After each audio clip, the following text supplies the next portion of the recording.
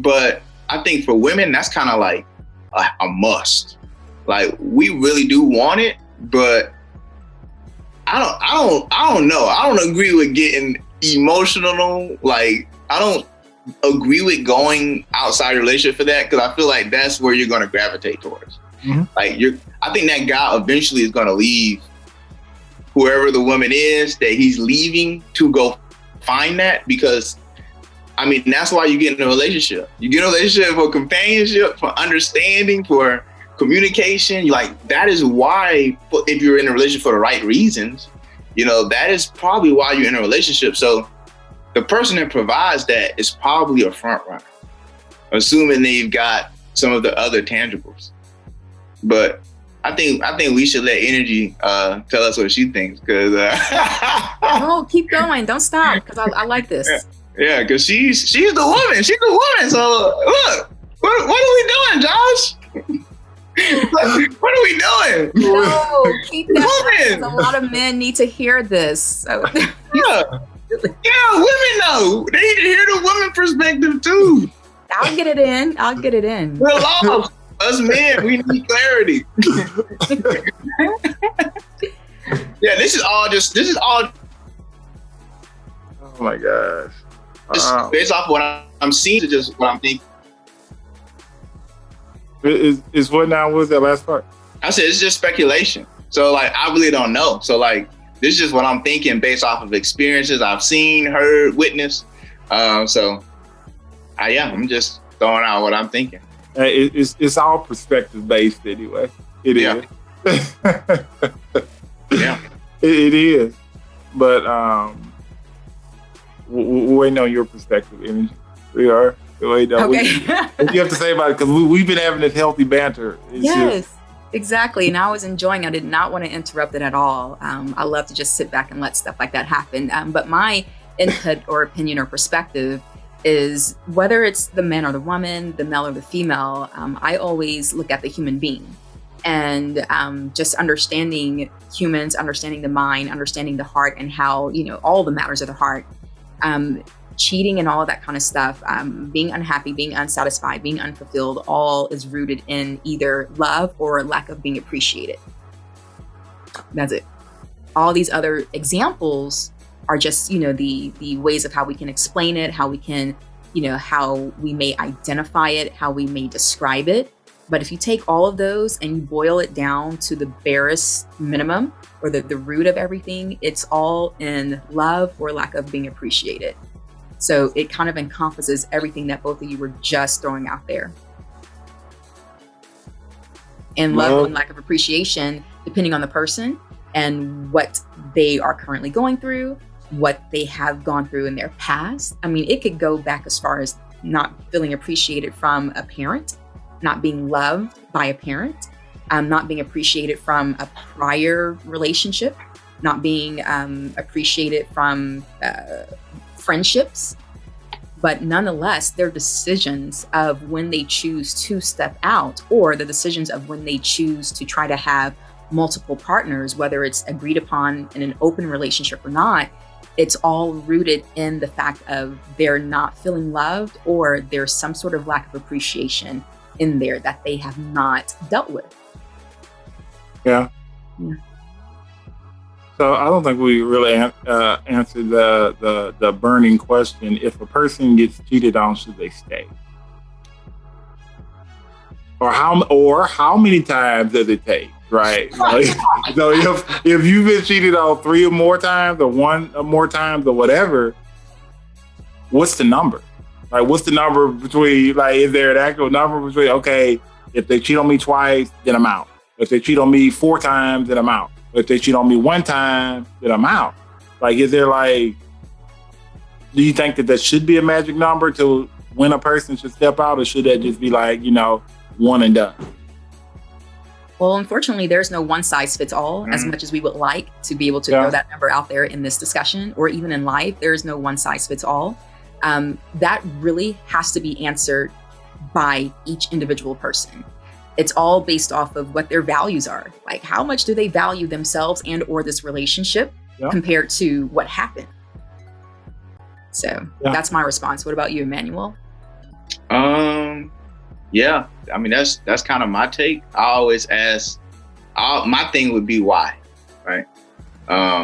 Based off of why, I can determine whether or not I want to move forward, you know? And I don't think getting cheated on one time is an automatic exit. But then again, we got to determine what cheating on is. Like different people have different versions of cheated. You know, is cheating going out on a date with another woman or another man? Is cheating actually sexual intercourse of some sort? People have so many different versions of what cheating is. But I think we can all agree that the sexual intercourse piece with another woman or man would definitely be considered cheating. So speaking to that, yeah, I would need to know the circumstances. I think the time we've been in a relationship will also be a big factor as well. And the length of time that they've been interacting and how. And I'm a real detailed person. So I believe people do things for reasons, just like Nrgy said. And I want to know the reason. And from that, I can kind of make the decision. Because it is, yeah, people, we're all maturing. We're all, you know, we all have room to grow. We all can be indisciplined and emotional at times. And sometimes we may make decisions based off of that, including cheating. So for me, I gotta know all the details. So that's just me. And anybody who just says off the rip that they're breaking up with their wife or husband after one time probably hasn't really thought about what that would look like if they were in it. I don't think it's that easy to just say off rip, no, one and done. You don't? Wait, why not? Wait a minute. Why? Because some people come into a relationship knowing what their values are. Some people come into the relationship being the best version of themselves. They are not perfect, but they're not doing anything as far as infidelity wise, you know, to their partner. And so if they come in with certain standards, or if they come in with certain beliefs and certain deal breakers, like, you don't think that there should be some sort of deal breaker. And if cheating is that person's deal breaker, then you don't think that that is valid?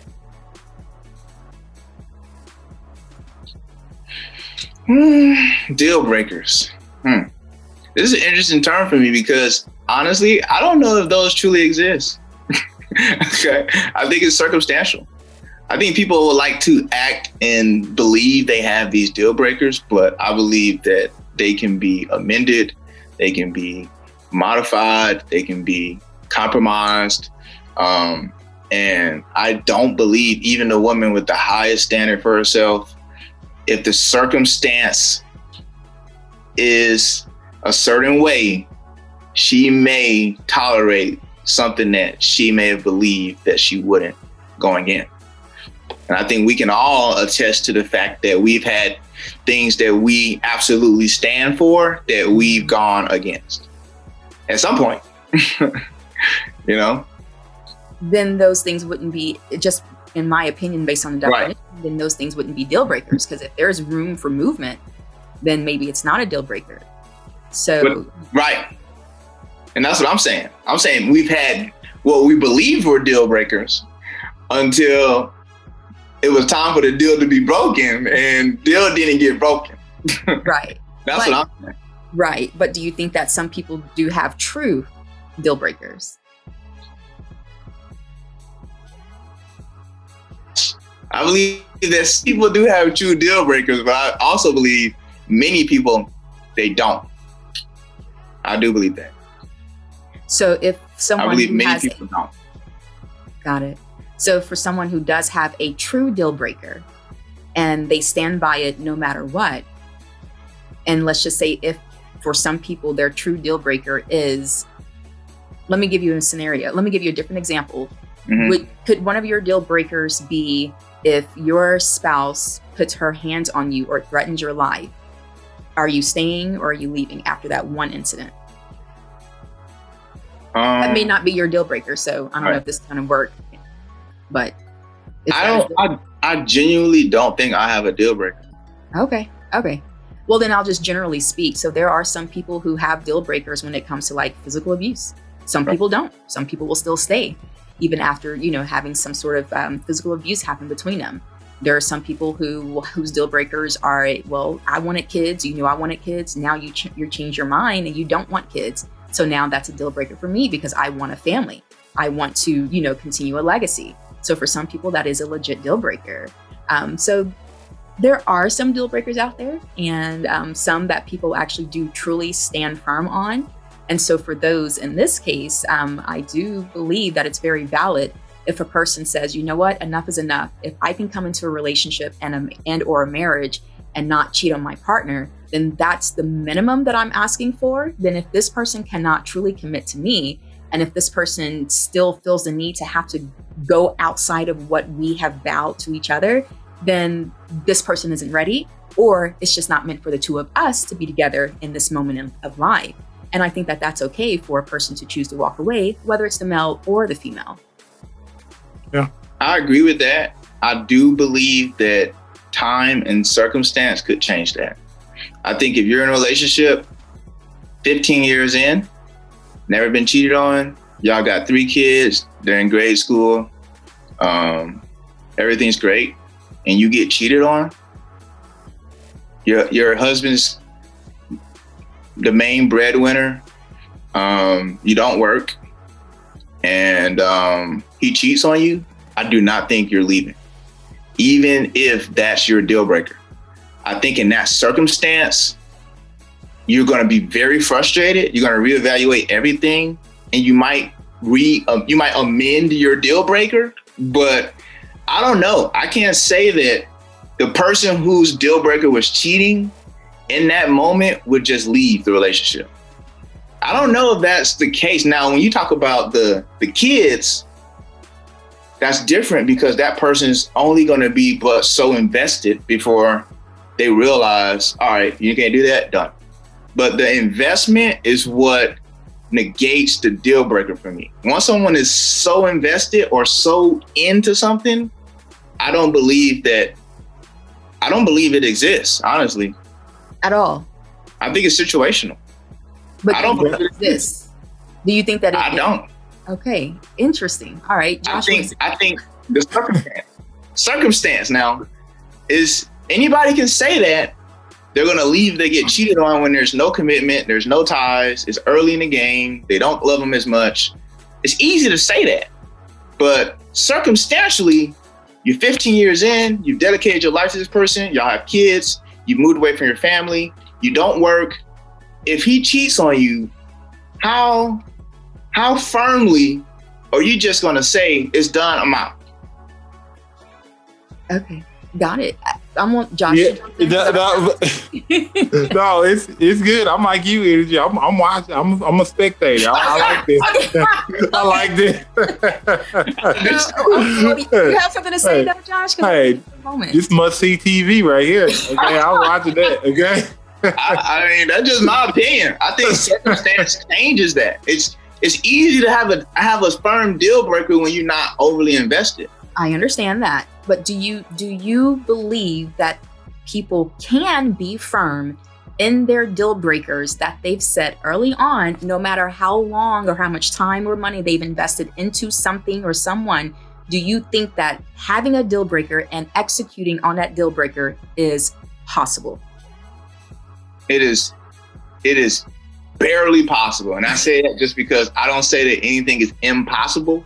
So, it is possible. So do you believe it? Okay, let me ask I believe it's possible, but it's highly, highly unlikely. But it is possible. So then where do you think, not the frivolous divorces or the frivolous relationships, but where do you think that all of these divorces are coming from? Even after decades and kids and businesses, not alone just working your own 9-to-5 individually or someone staying at home, whether it be the man or the woman, where do you think all of these divorces are coming from or these breakups are coming from if people aren't finally standing firm on some sort of deal breaker? So the key thing you said there is finally, right? That deal breaker has probably been broken and they got to the point where they've had enough. But whatever their initial belief was has probably been bent so much until it broke. to where they had to make a certain move. That is my belief. It's hard to have a firm, no matter what, approach to things once you overly invested yourself. You've got to dissect and break down and add and subtract to really come to the decision that you're gonna make. So I agree with you. Yeah, for a lot of situations and a lot of people, once you kind of look at the time, the money, the emotions, the other family member, the friends that have been invested into a situation, that it may make the decision of either standing firm or bending being a little bit, harder. There's still some people who just say, but you know what, I've got to stay true to who I am, or I have to stay true to my beliefs when I came into this relationship at the beginning, when my mind was clear, when my heart was clear, before everything got cloudy.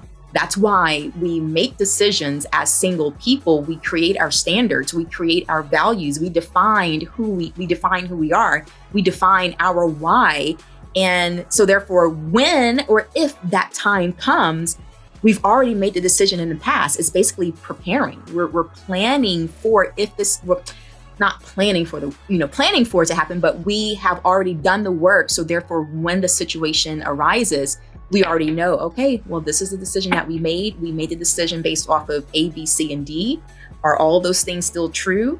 Then this is what it has to be, no matter how hard or difficult it may be. There are some people who actually will stand firm to their decision that they made prior to coming into a relationship. Because once you get into a relationship, that's when, quote unquote, you lose yourself. You know how people say that, that's when things start getting cloudy, things start looking a little, well, I might be able to deal with that, even though I didn't used to, or I said that I wouldn't. But at some point, or for some people, they absolutely do say, nah, like, I'm not dealing with this, because they may have dealt with it before. They've gone through the process, gone through the healing, gone through the work to be the best person and the best version of themselves, now moving forward into a new relationship. And then if they're seeing, man, this person is doing, this in this relationship, like, nah, I know I'm better than that. I don't have to deal with this. I don't have to settle for this. I can find happiness either within myself, but then also with someone else who's going to treat me right. And then some people absolutely will just make that decision, as opposed to maybe they wasted 20 years or spent 20 years and invested 20 years in that person, but they'd rather stop it at 20 years instead of making it 20 years plus 1 day. Yeah. I don't know. I think what you're saying is true, but it doesn't consider the fact that it's who's deeply committed to something. Like I get the mindset from you that it's like fresh. This is my belief going in. All right, I went in. I'm seeing this. I'm out. Or I went in. This happened. I'm out. Using your example, 20 years. Remember I said 20 years? So it can be someone who invested 2 decades of their life. Finances, kids, family, trips, all of this kind of stuff. Right. Then this thing happens. So what is this thing? We can use the example for today's topic, cheating. Okay, so in 20 years, they haven't been cheated on. Let's just say 20 years, they haven't been cheated on.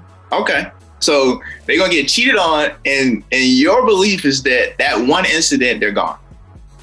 I'm saying that, yes, it happens. I've seen it. Yeah, it happens. Well, my thing is that, and this is the thing that I guess we kind of missing here, right? So even if a person does decide to stay, right, they're physically staying, but mentally they not there anymore.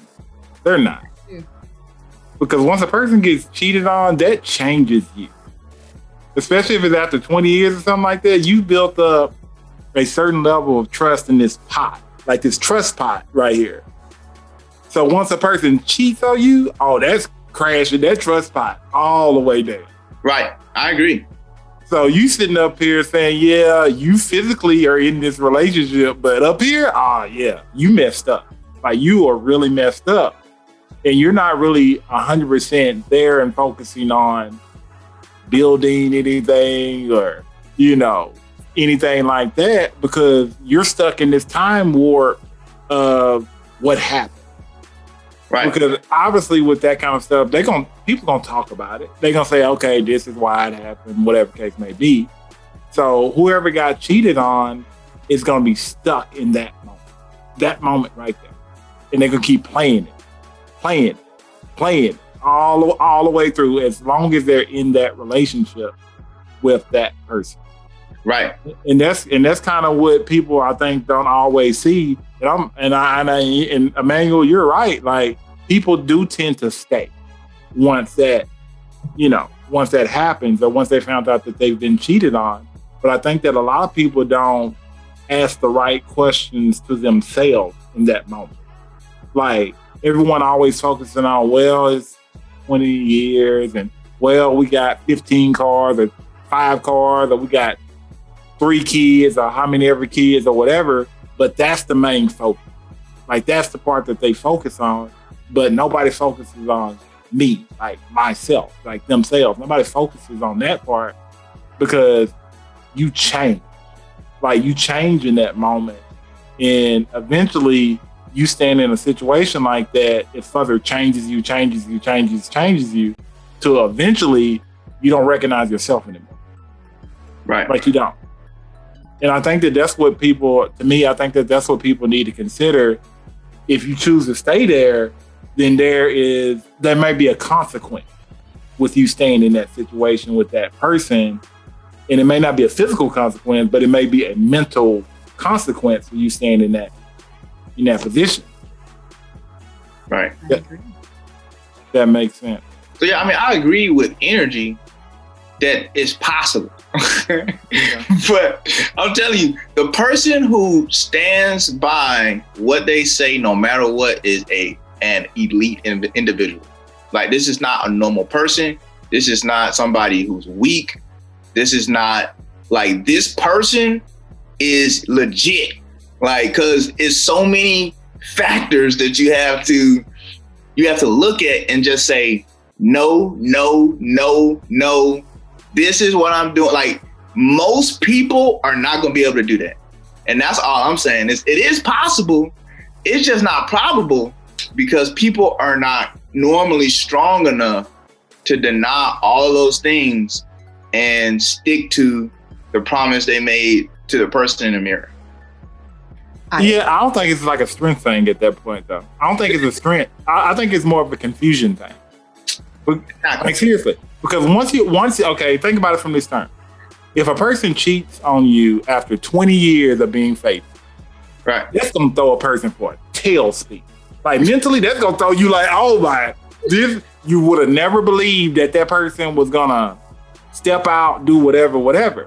So literally, after you find that out, you're sitting up here thinking about why they could have did it, all this kind of stuff, tearing yourself apart, this kind of stuff like that. You can't even make a rational decision at that moment. Like, you can't. There's no way in the world that you can make a rational decision at that point. If it's a deal breaker, it doesn't matter. Your cognitive ability is lessened when you're going through stress or anxiety or whatever. Your cognitive ability is impaired. Like, it's an actual impairment. Like, when you're going through something like that, you have to take time to actually reset to a certain degree in order to make a decision, like an actual decision. Because otherwise, all you're doing is going to that default mode, which is self-preservation. Like, you're protecting yourself in that moment. That's what a deal breaker is. A deal breaker cares not about why. Go ahead, dude. But it is. It happens. I'm done. Go ahead. And to go further with what Josh was saying, that's exactly why people. Oh, there was so many points y'all made, Josh. But what you were just most recently saying, how once you go through something, so heartbreaking and hurtful, your cognitive abilities are just kind of like, out of whack. You're not able to make those rational and logic decisions. That's why it's so important to do the work in advance. So therefore, when you are in that moment, now the hurting is taking place. You're not making a decision from a place of hurt. You're not making a decision from a place of lack. You're not making a decision from a negative, emotionally driven place. You've already done the work, and all you have to do is just follow through with what you've already set to being your values, your deal breakers, your, what you're going to do, what you're not going to do if this situation ever happens. That's why I was saying that earlier. To go to one of the points that Emmanuel was saying, as far as elite, I want to change that word just because of the listeners who are listening. I don't want it to sound so far-fetched or sound so unattainable, because that's why therapists and coaches and counselors do what we do. It's to show people that, hey, you are able to be, instead of elite, I would use the term, happy, healthy, and whole. So where, therefore, if you are in a situation like that, you absolutely can make that decision and be strong in your decision without feeling like, oh, that's just for the 1%. No, that is for anyone out here. And so if they just do the work, or if they learn from, okay, I've gone through this before in my relationship, let me take time between the last relationship and the next one before I get into it. Let me learn me. Let me figure out what happened. Let me figure out, what did I do? What did I contribute to that situation? And then so they can learn, okay, that didn't feel so good to me. Is that something I want to accept? Is that something I want for my life? No. If not, okay, these are the things that I need to work on. These are the things that I need to improve upon in order to not be in that situation again.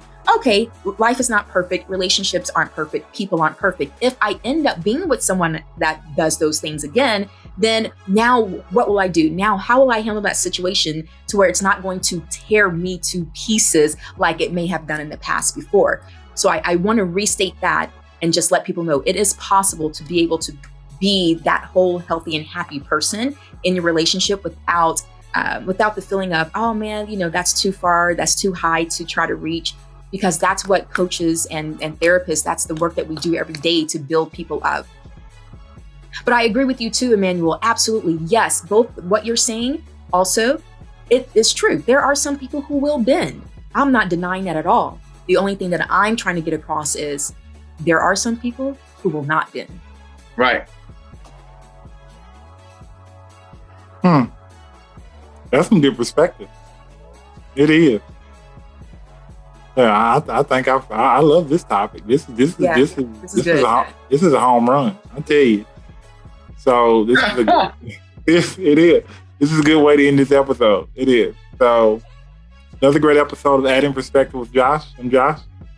You can be happy, you can be healed, and you can be whole. I'm Coach Nrgy. And I'm Emmanuel. Stand your ground. Boom.